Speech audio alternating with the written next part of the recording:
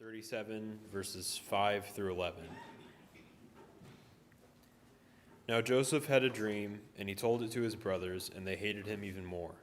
So he said to them, "Please hear this dream which I have dreamed. There we were, binding sheaves in the field.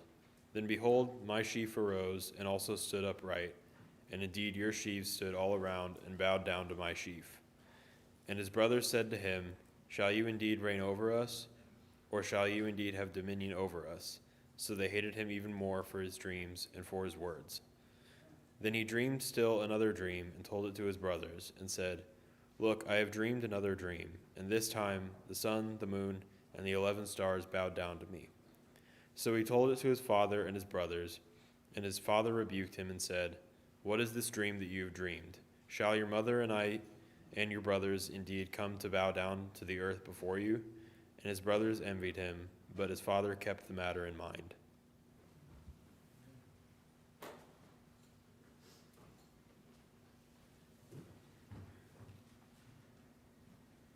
Good morning. We're going to be in Genesis, chapters 37 to the end is where we are going to be this morning.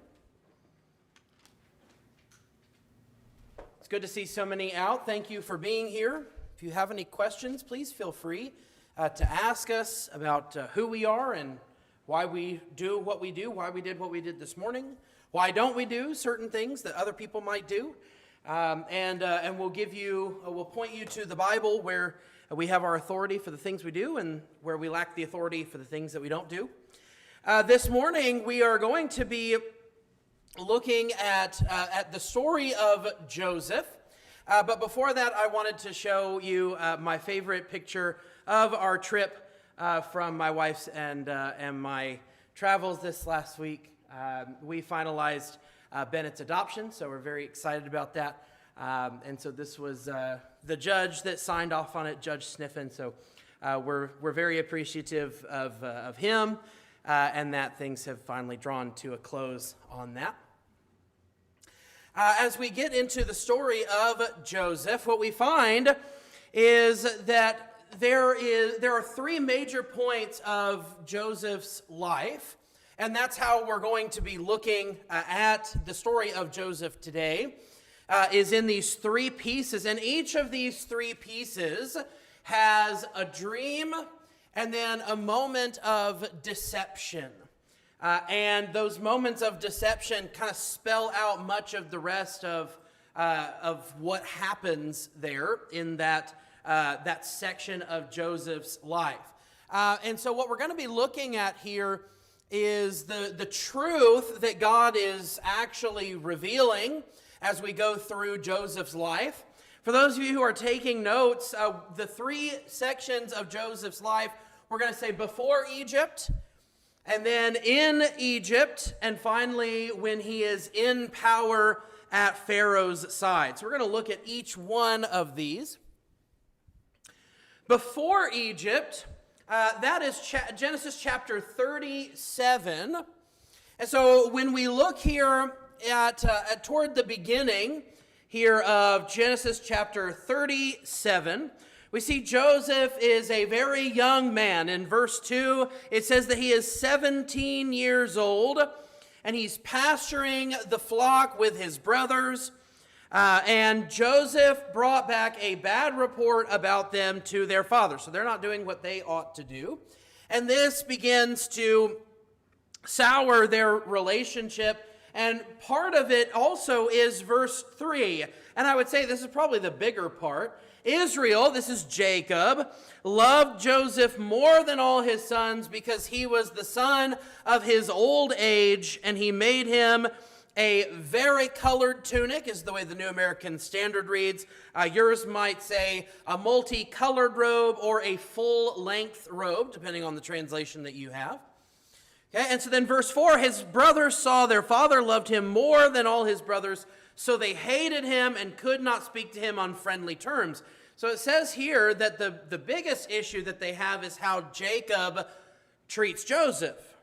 And less what Joseph is actually doing, but that's going to change here very shortly. Okay, so here, the dream that we have here, there's actually two dreams.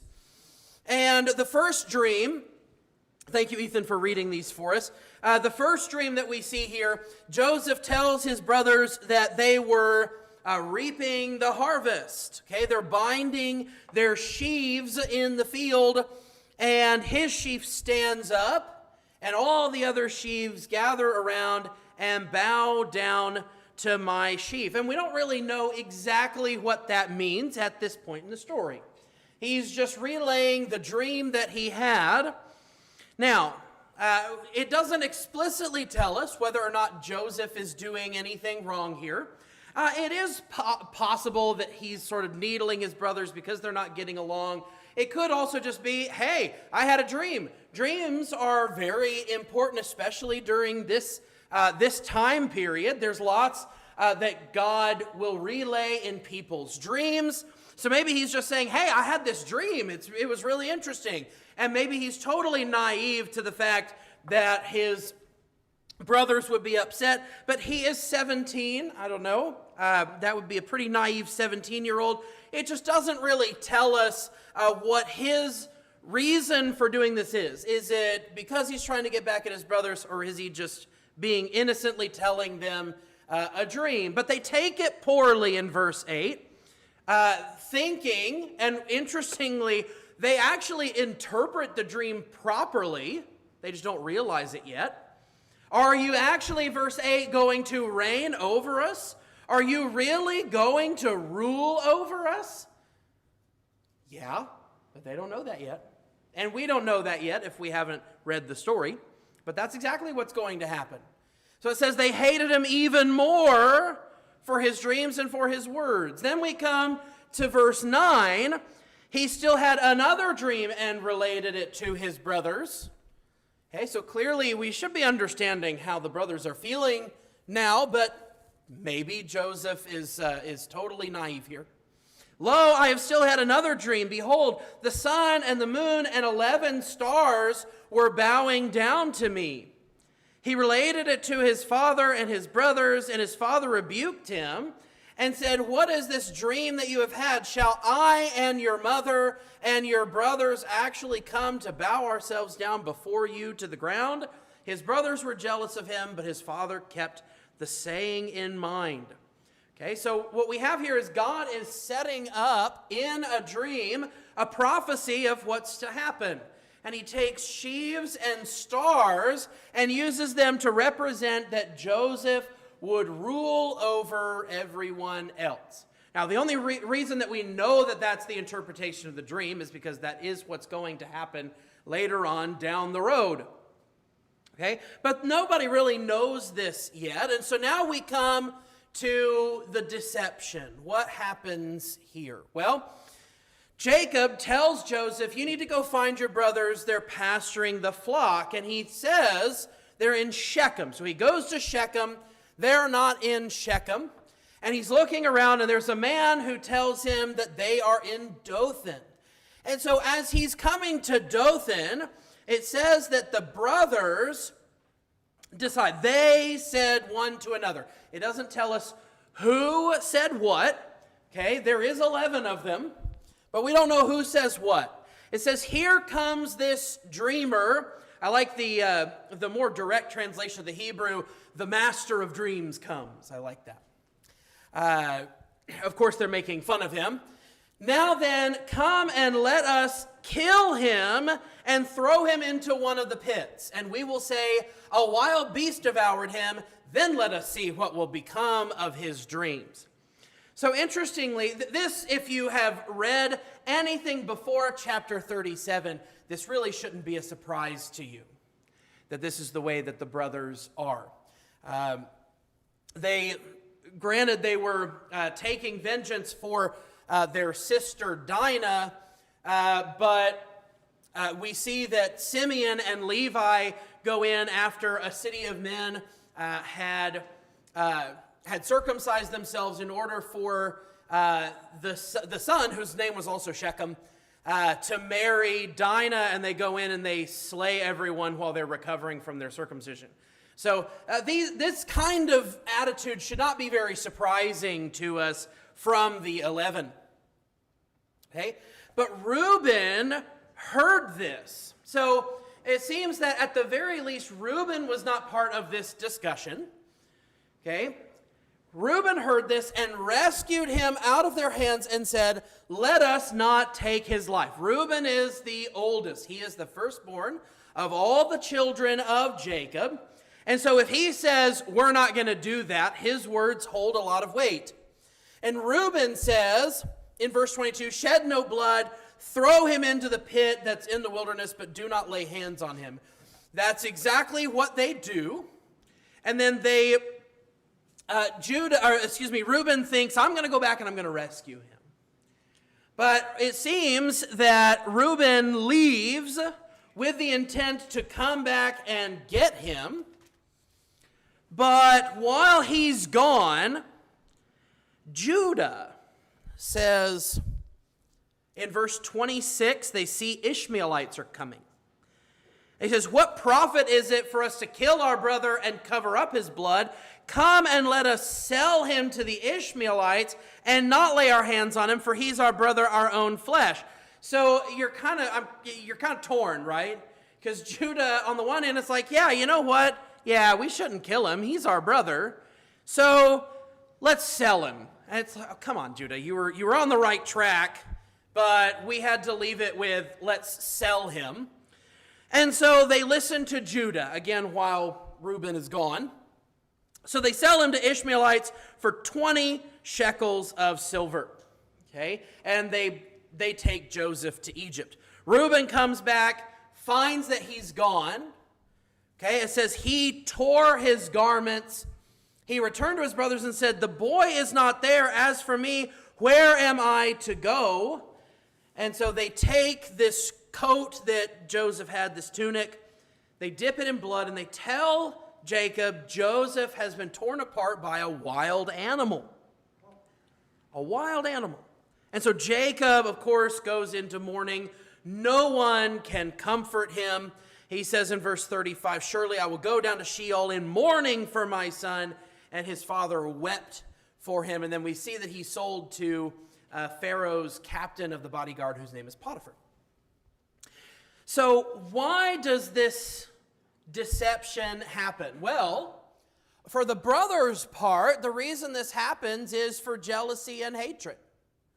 Right? We're angry with Joseph, and at least the beginning of why they're frustrated with Joseph doesn't even seem to really be Joseph's fault. Jacob is favoring him, but that's not Joseph's fault inherently. And whether or not he's aware of telling the dreams was making things harder for him, it doesn't really tell us. But I say that the brother's reason is jealousy and hatred. But there's a second reason. And it's not the brother's reason, it's God's reason. God's reason for letting this happen to him is because God is going to send Joseph to Egypt. And so that, you'll notice as we go through here, there is one person's motivation, and then God has another motivation. And you're going to keep seeing this over and over again. And then we come to chapter 38, and 38 focuses on Judah and a great sin from Judah himself. Now, it seems like it kind of comes out of left field.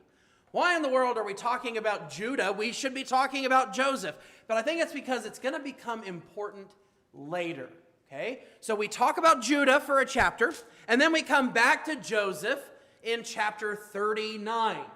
Okay, so now Joseph is in Egypt, and this section of Joseph in Egypt takes place from Genesis 39 through chapter 40. Okay, Genesis 39 through chapter 40. So remember, we were told that the captain of Pharaoh's bodyguard, whose name is Potiphar, is the one who bought Joseph. And that's where we start in chapter 39, verse 1. And now notice it says the Lord, verse 2, was with Joseph, and he became a successful man, and he was in the house of his master, the Egyptian. His master saw that the Lord was with him, and how the Lord caused all that he did to prosper in his hand. So all this that's happening with Joseph, Potiphar is very aware that it's Joseph's God who's responsible, right? He is that successful that it's not just, wow, Joseph must be a really smart man. Joseph must really know what he's doing. Potiphar's like, nah, his God has to be with him. This is insane. Okay, so Joseph, verse 4, found favor in his sight and became his personal servant, and he made him overseer over his house, and all that he owned he put in his charge. So Potiphar says, you know what? Joseph is somebody I can really trust. And if his God is with him, even better. Okay, and God responds. The Lord blessed the Egyptian's house on account of Joseph, verse 5. Thus the Lord's blessing was upon all that he owned in the house and in the field. Okay, and we're told at the end of verse 6, which gets us into the deception part, Joseph was handsome in form and appearance. So in Joseph's life, so in the first part, before Egypt, we had a dream, 2 dreams, and then the deception. Here, we're going to have the deception first in Joseph's story. It came about after these events that his master's wife looked with desire at Joseph, and she said, lie with me. Uh-oh. Okay, and with somebody who is in Potiphar's position, he's not going to be in his house all that much. Right? And so he's, of course, going to be out a lot, and so that gives Potiphar's wife a chance to try and sleep with Joseph. But he refuses, right? And at first, he says, my master doesn't worry about anything. I couldn't do this to him. Okay, and then at the end of verse 9, then he adds, how then could I do this great evil and sin against God? So interestingly enough, it's at this moment that we really see any sort of idea of how Joseph feels about God. And what I find interesting is when you have been through what Joseph has been through, some people might say, wow, how could God let something like that happen to me? And if he ever had that moment, we're not told about it. But now God has made himself clear as to what he was doing by allowing him to be sold into slavery. Is now look where he is. And so he knows that God is watching over him. If it was evident to Potiphar, it's definitely evident to Joseph. And so Joseph knows that God is the one responsible. And so he has God in mind. How could I sin against God, right? That's his personal reason. He's trying to get to her first. Hey, you don't want to do this to your husband, who, by the way, is my master, and he's put me in charge, right? So at first he tries to appeal to her, and if that doesn't work, then he appeals to himself. I have a God that I'm not going to sin against. But she doesn't care. Verse 10, day after day, she spoke to Joseph day after day. He did not listen to her, to lie beside her, or to be with her. Okay, and he goes into the house to do some work. It says in verse 12, she caught him by his garment, saying, lie with me. And he left his garment in her hand and fled and went outside. I mean, that was probably the smartest thing that he could have done in the moment. And it is a good lesson for us. I'm not going to belabor this point, but leave whatever you need to leave behind in order to flee. That's a great lesson for all of us. However, it does leave evidence that Potiphar's wife can use to her advantage, and thus we get to the deception. It says, when she saw that he had left his garment in her hand and fled outside, she goes psycho. She called to the men of her household and said, see, he has brought in a Hebrew to make sport of us. He came to me to lie with me, and I screamed. When he heard that I raised my voice and screamed, he left his garment beside me and fled and went outside. A woman scorned.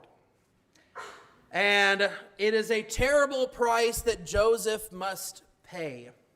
And this is where I do tend to lean toward in before Egypt. Perhaps Joseph was unaware of what his dreams are doing, because here we have yet another time, it would seem, the pattern is repeating itself, that Joseph hasn't really done anything wrong, and yet he finds himself at the mercy of others. So maybe he knew what he was doing, but I think that there's a pattern being established here. Joseph isn't really doing anything wrong, but he's finding himself on the wrong side of everyone else. And so with this deception, right, he is sent to prison. Okay, that happens in verse 20. Joseph's master took him and put him into the jail. I don't really blame Potiphar. I mean, who are you really supposed to believe? I would hope that Joseph's character would have spoken enough for him, but Potiphar sided with his wife, which is understandable. She is his wife. And so he's put in the jail in verse 20, but it's interesting where he's put. He's put in a very particular place, a very nice part of the jail, not necessarily because of the position of the jail itself, but it says that this is where the king's prisoners are confined. So these are people who have specifically committed crimes against the king. But notice again, verse 21, but the Lord was with Joseph. Here you go again. The Lord is with Joseph, and extended kindness to him, gave him favor in the sight of the chief jailer. The chief jailer committed to Joseph's charge all the prisoners who are in the jail. Once again, God says, okay, I'm going to use you, and you're going to be put in charge of people. The ones in charge are going to see that it is worth having your help. Okay, the chief jailer did not supervise anything under Joseph's charge because the Lord was with him, and whatever he did, the Lord made to prosper. And now we get to the dreams section. Okay, the dreams section. Here in chapter 40, we meet two of the king's prisoners. One is a baker, and the other is the cupbearer. Man, if the cupbearer is in jail, you really messed up. Because that is one of the most trusted positions in any realm. And so you must have done something particularly terrible. Or at least the king thinks you've done something terrible. It says, all we're told at first is that they offended their Lord. That's in verse 1. Okay, Pharaoh was furious with his two officials, the chief cupbearer and the chief baker. He put them in confinement. Okay, and it turns out he puts them in the same place where Joseph is. And so Joseph takes charge of them. And they both have dreams. So here we go. Once again, two dreams. Okay, we had two dreams before. We have two dreams now. Joseph came to them in the morning and observed them, and they're dejected, right? They've had dreams, and they don't know what to make of them. Why are your faces so sad today, he asks in verse 7. They said, we have had a dream, and there is no one to interpret it. And when you hear the dreams, I can understand why we might have a little bit of trouble understanding what's going on. Joseph said to them, do not interpretations belong to God? Tell it to me, please. So the cupbearer goes first. In my dream, behold, there was a vine in front of me, and on the vine were 3 branches. As it was budding, its blossoms came out, and its clusters produced ripe grapes. Pharaoh's cup was in my hand, so I took the grapes and squeezed them into Pharaoh's cup, and I put the cup into Pharaoh's hand. Joseph said to him, this is the interpretation of it. The 3 branches are 3 days. Within 3 more days, Pharaoh will lift up your head and restore you to your office, and you will put Pharaoh's cup into his hand according to your former custom when you were his cupbearer. Only keep me in mind when it goes well with you, and please do me a kindness by mentioning me to Pharaoh and get me out of this house. For I was kidnapped from the land of the Hebrews, and even here I have done nothing that they should have put me into the dungeon. When the chief baker saw that he had interpreted favorably, he said to Joseph, I also saw in my dream, behold, there were 3 baskets of white bread on my head. And in the top basket there was some of all the sorts of baked food for Pharaoh, and the birds were eating them out of the basket on my head. Joseph answered and said, this is its interpretation. The 3 baskets are 3 days. Ooh, we're on the right track. That's what he said to the cupbearer. Okay, 3 days. What's going to happen in 3 days? Within 3 more days, Pharaoh will lift up your head from you. Oh, will hang you on a tree, and the birds will eat your flesh off you. That's great. That's definitely what the baker wanted to hear. And it says in verse 20, it came about on the 3rd day, which was Pharaoh's birthday. He made a feast for all his servants. He lifted up the head of the chief cupbearer and the head of the chief baker among his servants. He restored the chief cupbearer to his office, and he put the cup into Pharaoh's hand, but he hanged the chief baker just as Joseph had interpreted to them. Okay, so we see that he has, that there are these dreams of bread and wine, which are a reference to death and life. If you didn't notice that, there is bread and wine here. And it is the one who represents, or is represented by the bread, is the one that dies. And the one represented by the wine is given his life back. Which hopefully we would see some of the connection there to Jesus. Jesus, that his body was broken for us. That's the way Jesus puts it. Of course, in Isaiah 53, we're told that he wouldn't have anything actually broken, but his body is destroyed and put in the tomb. But it is the wine, it's the blood that raises up and restores. And so it seems that we have a little bit of a foreshadowing here in these dreams, which I found interesting. Now, why is Joseph in this particular situation now? Well, really, he's in the situation he's in strictly because of lust, because of the lust of Potiphar's wife. But again, I said, some people have reasons for what they're doing, and God has his reason. And so God was sending Joseph to prison so that he would meet the cupbearer. Now, it seems at first that in verse 23, the cupbearer doesn't hold up his end of the bargain. It says the chief cupbearer did not remember Joseph, but forgot him. And he stays in there for 2 years. It says it happened at the end of 2 full years in chapter 41, verse 1, that Pharaoh's going to have a dream. So we're going to sit on 2 years now. Okay? Now, I said we have 3 sections of Joseph's life here. Now we're going to come to being in power. I had one more thing I wanted to point out to you, if you noticed here. Both Potiphar's wife and Joseph's brothers use his clothing to lie about him. I thought that was interesting as well. And yet, again, it seems like he hasn't done anything wrong, but they use that to their advantage. All right, now the third part, which is, of course, the longest part of Joseph's life, is when Joseph comes to power. And this comes from Genesis chapter 41 through the end of the book of Genesis, chapter 50, in which at the end there, Joseph is going to die. But this is going to be a large part of Joseph's life here. So we see at the beginning of chapter 41 that there is a dream. Lo, from the Nile there came up 7 cows, verse 2, sleek and fat, and they grazed in the marsh grass. Then behold, 7 other cows came up after them from the Nile, ugly and gaunt, and they stood by the other cows on the bank of the Nile. The ugly and gaunt cows ate up the 7 sleek and fat cows, and then Pharaoh awoke. He fell asleep and dreamed a second time. So here we go, 2 dreams again. Behold, 7 ears of grain came up on a single stalk, plump and good. Then behold, 7 ears, thin and scorched by the east wind, sprouted up after them. The thin ears swallowed up the 7 plump and full ears. Then Pharaoh awoke, and behold, it was a dream. And so he's troubled by this in verse 8, as I would be too, seeing cows and ears of corn eating each other. That would have been a strange sight.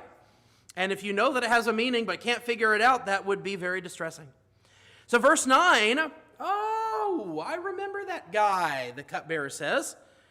And so he says, hey, there was in verse 12, a Hebrew youth, servant of the captain of the bodyguard, and he interpreted our dreams to us.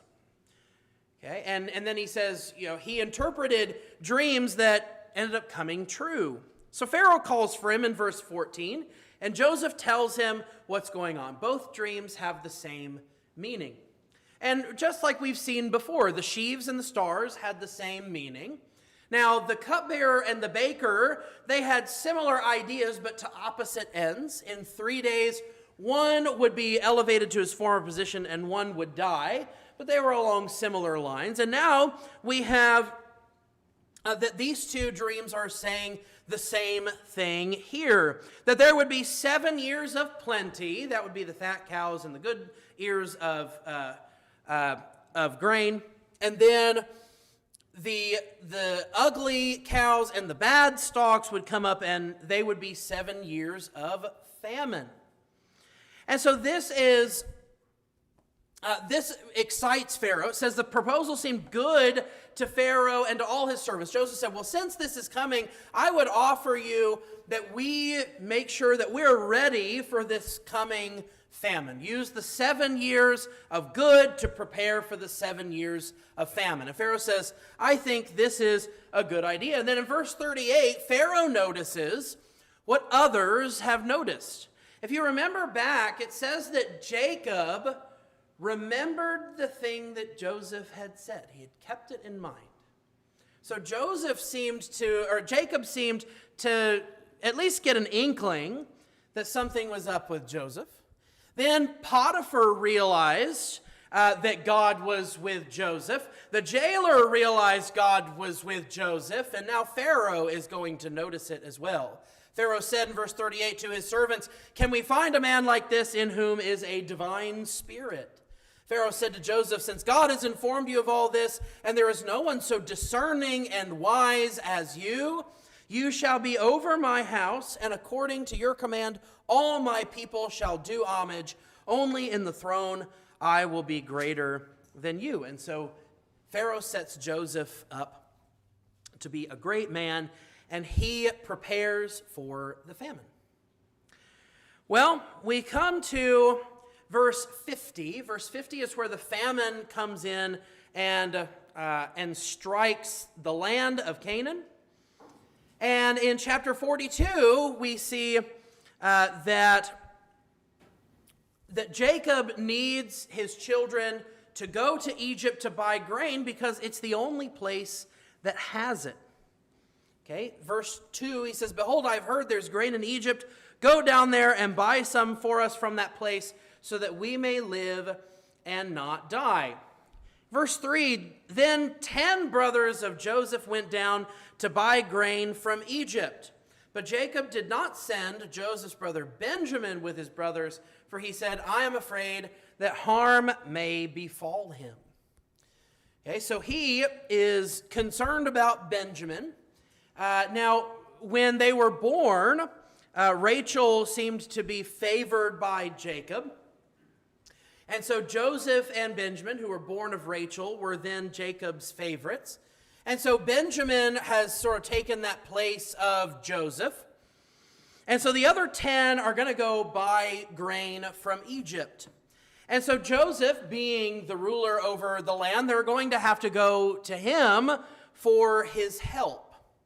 It says in verse 6, Joseph was the ruler over the land. He was the one who sold to all the people of the land. And Joseph's brothers came and bowed down to him with their faces to the ground. Everything's coming full circle. We're coming back to where we started. Joseph saw his brothers and he recognized them, but he disguised himself to them and spoke to them harshly. And so they don't know. They did not recognize him, verse 8. They don't realize that this is Joseph, right? They know that he's alive because they knew they were lying to Jacob, but they don't know that this is Joseph. And so Joseph says that it says in verse 9, he remembered the dreams which he had about them. And then he starts giving them some trouble. Again, I don't know if this is just to get back at them or what. But he says here, "You are spies and have come to look at the undefended parts of our land." And so he begins this ruse by being concerned about who they are. And apparently they had a conversation about who was here. It does say in verse 13 that the youngest is with our father, and so that there's 10 of us and one back at home. And so he says, well, I'm only going to believe you if you send Benjamin, or of course he calls him the youngest, but he knows it's Benjamin. If you send the youngest here to me. And they're not sure what to do about that because Jacob had begged them not to take Benjamin. And so, in order to convince them, verse 17, he put them all together in prison for 3 days. And then he tells them in verse 18 that he does care about God. And so he says, look, you go and I'll be waiting for your return, and don't return without the youngest. And I find it interesting in verse 22, Reuben is talking to them in Hebrew, right? Because it says there was an interpreter between them and Joseph. So Joseph, part of Joseph's ruse is he's speaking Egyptian and using an interpreter that speaks Hebrew. But he can speak Hebrew, and so he can overhear their conversations. Okay? And look at what Reuben says. He says, "Did I not tell you, do not sin against the boy?" It seems that he's talking about Joseph. "And you would not listen? Now comes the reckoning for his blood." Once again, I find it interesting that even Reuben seems to believe that Joseph had died. And so he thinks this is retribution for what they have done. But Joseph's hearing them, okay? And it says in verse 24, he takes Simeon. He took Simeon from them and bound him before their eyes. So it seems that he is going to hold something for them to have a reason to come back. Okay? And I think that the reason he didn't just take Reuben is because Reuben had stood up for him.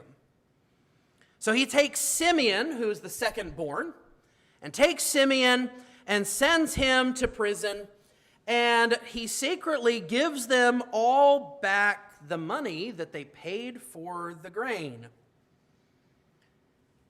Okay, and they're terrified of this in verse 28. What is this that God has done to us? Again, how were they supposed to know that this was Joseph? Right? You sold him into slavery. He's not supposed to be the guy in charge in Egypt. There's no way that's really possible, right? And so they come back to Jacob. They tell him what's going on. Jacob is beside himself. And they say, well, look, he's got Simeon, so we have to go back and get Simeon. And Reuben, again, I have to give Reuben some credit here.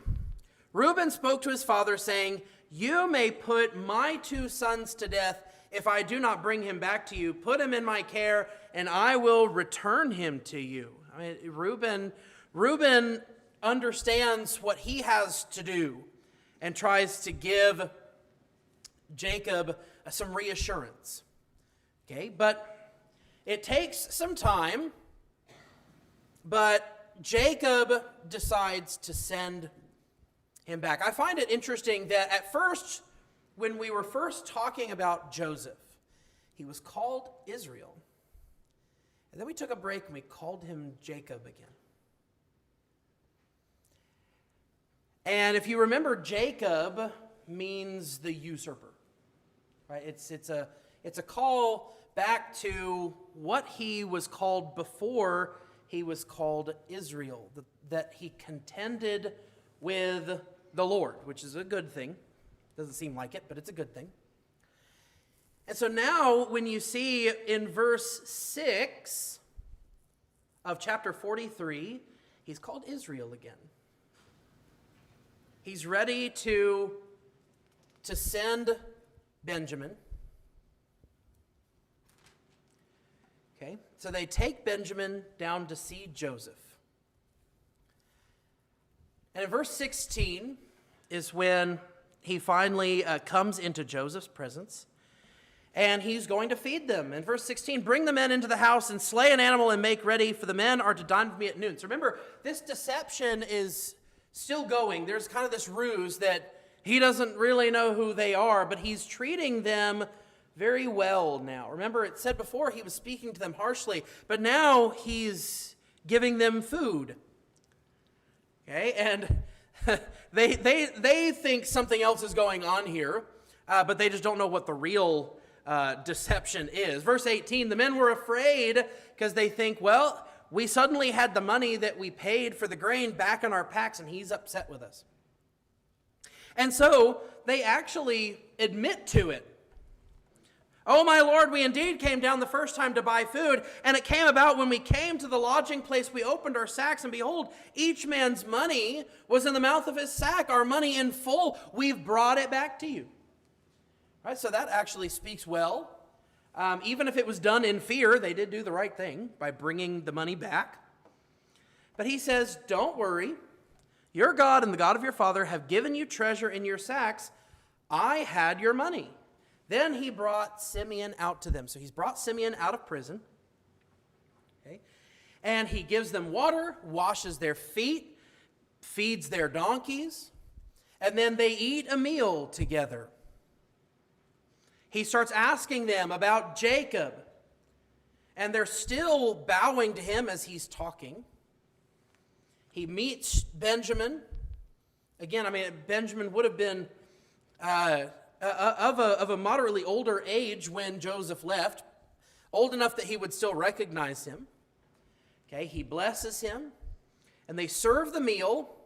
In verse 33, he gives them a little insight that he knows who they are. He sets them in age order at the table. But they're still not entirely sure what this means. And then we have another moment of deception where Joseph puts his personal cup in Benjamin's bag. And he lets them go. He runs out after them. One of you has stolen from me. I'm going to put in prison the one who has the chalice. And lo and behold, he finds it right where he told his servants to put it, which was in Benjamin's bag. Verse 13, then they tore their clothes, and when each man loaded his donkey, they returned to the city. And here's why we needed to know all of this deception. Okay? Verse 14. When Judah and his brothers came to Joseph's house, he was still there, and they fell to the ground before him. Joseph said to them, what is this deed that you have done? Do you not know that such a man as I can indeed practice divination? Judah said, so remember, Judah is the reason he's in this position in the first place. Because Judah said, hey, let's make some money off him. We don't need to kill him. Let's make some money. And I said that chapter 38 was important for Judah. I think this is one of the reasons why it's important for Judah. Judah said, what can we say, my Lord? What can we speak? How can we justify ourselves? God has found out the iniquity of your servants. I don't know exactly if he's only referring to the apparent theft, or if he's even speaking back to their iniquity with Joseph. I'm not sure.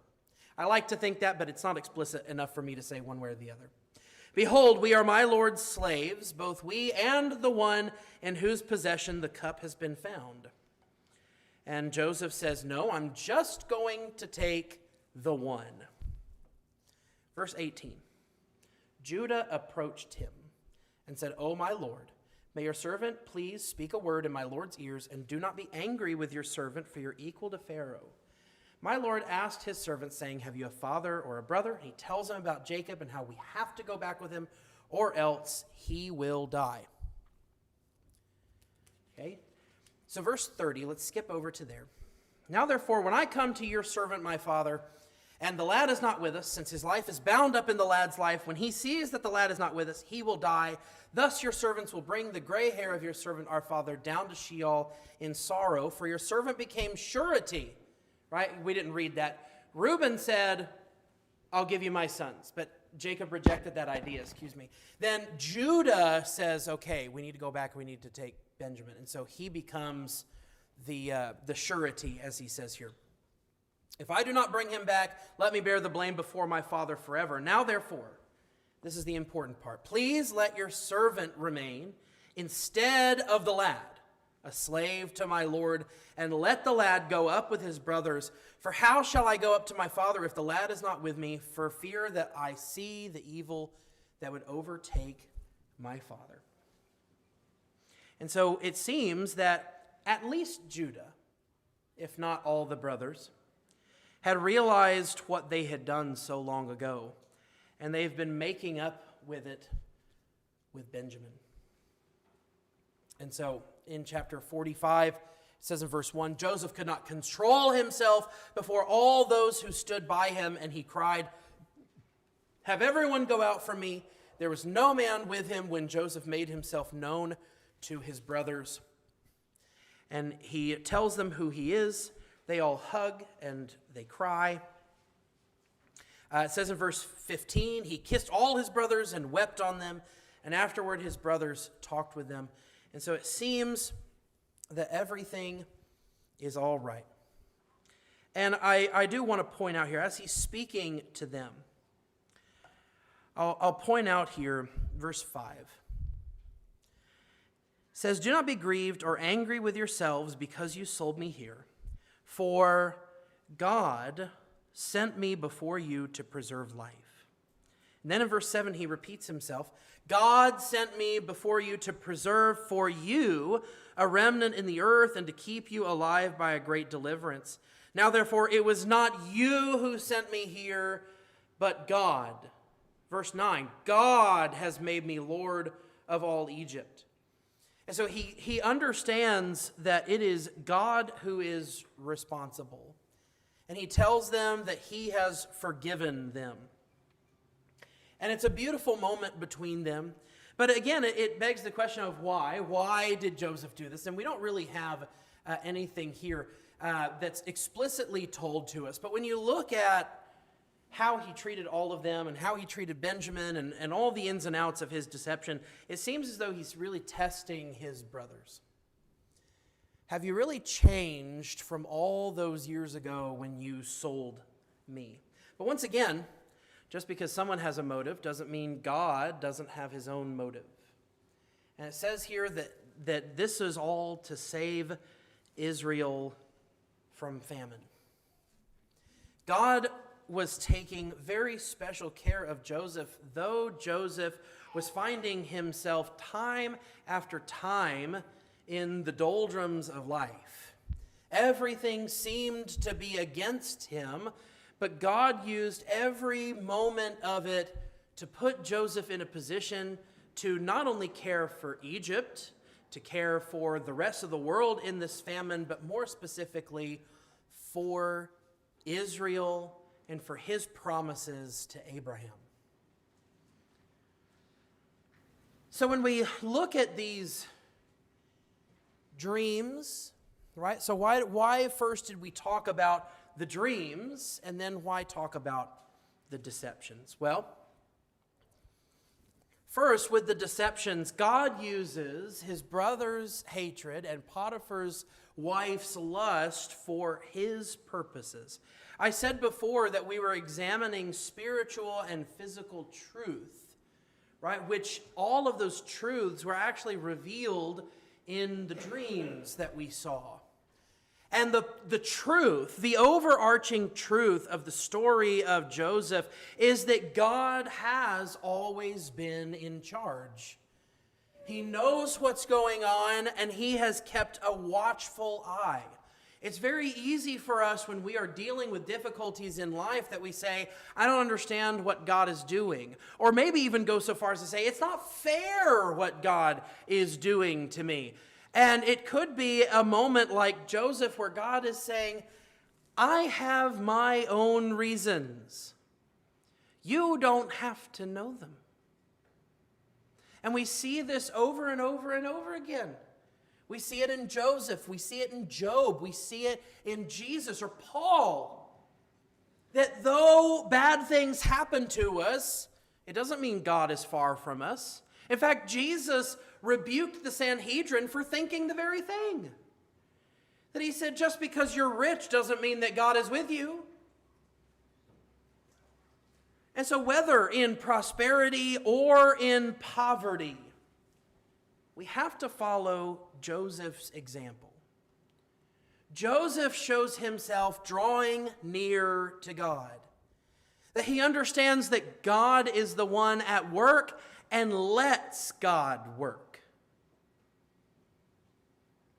And as God works, he elevates Joseph to the highest position in the world at the time, save one, which would be Pharaoh himself. And sometimes that's what's waiting for us on the other side of our adversity. And even if worse should come to worse in what's going on in your life, and you find that you are going to lose that life, well, if you're a child of his, then that's the greatest gift that you're going to be given. You're going to be raised up. You're going to be glorified. And you're going to be at the side of God. Joseph got to be at Pharaoh's side, but we get to be at God's side. We're going to be given crowns of rule and of victory for the life that we've lived here. A life that's lived in faithfulness. I find it interesting that so many in Christendom today love to talk about faith, but then what we have a tendency to do is then we say, well, all you have to do is have faith. It doesn't really matter what you do. And we forget that faith has another word. Faithful. When one is full of faith, what does that mean? Well, the Bible gives us that answer. Someone who is full of faith has obeyed the commands of God. We're never going to be able to do it perfectly, are we? We always have that gnawing at us. That's why we need Christ. We need his blood. We need his help. Is because we can't do it without him. But there are things that God has asked us to do, and if we leave them neglected, then are we faithful? Do we have faith? When you notice here, when Joseph is in the middle of things, that was the question, are you faithful? And he didn't just say, I have faith. He acts as though he has faith. And so I'm going to offer you this morning to act in faith. That what God wants you to do is respond to his call. And he's giving you that opportunity now. Now that you can come to belief and confession. That you can repent of a life lived without him. That you can be baptized in his blood and your sins washed away.